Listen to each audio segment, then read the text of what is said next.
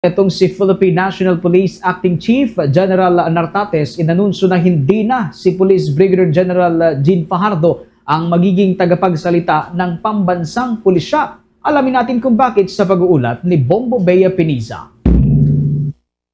Inanunsyo ni Philippine National Police Acting Chief Police General Jose Melencio Nartates Jr. na hindi na si Philippine National Police Spokesperson Police Brigadier General Jean Fajardo ang magsasalita para sa panig ng pambansang pulisya.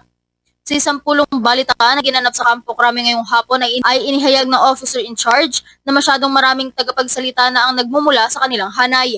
Anya sa ngayon ang magsasalita na lamang para sa panig ng Philippine National Police ay mula sa Public Information Office na siyang kasalukuyang nasa ilalim ng pamumuno ni Police Brigadier General Randolph Tumanyo. Dapat din na ang mismong hepe ng organisasyon ang siyang nagsasalita at dapat na may alam sa mga pangyayari sa ilalim ng kanyang jurisdiksyon. Well, nandito ang ating PIO. Lahat ang daming spokesperson, no? The commander of, for example, RD, when I was the RD, I make it a point that the spokes, ang chief of police ay may knowledge of what is happening to his jurisdiction. So sa level ng chief of police dapat meron siya mismo ang nagsasalita on behalf of within his jurisdiction.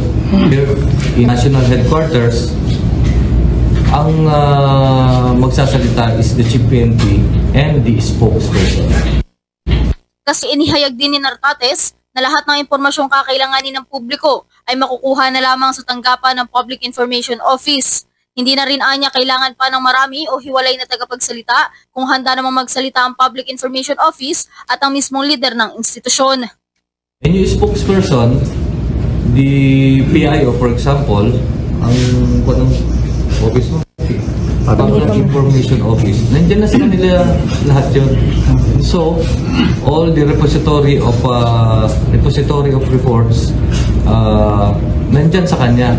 And hinihimay niya yun so that it will be ready to the public. Bakit meron pa tayong spokesperson No? Dalawa kami.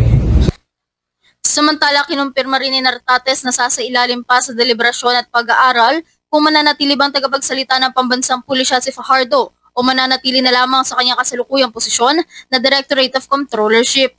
Sa ngayon, ang mga pag-uulat at impormasyon na kakailanganin ng publiko hinggil sa mga updates ng pambansang pulisya ay makukuha na lamang sa tanggapan ng Public Information Office.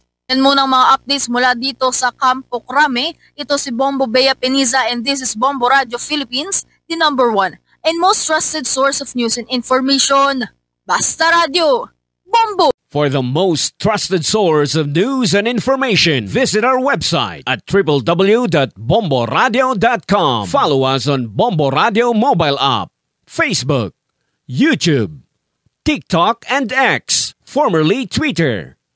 Like, share, and stay connected. Anytime, anywhere.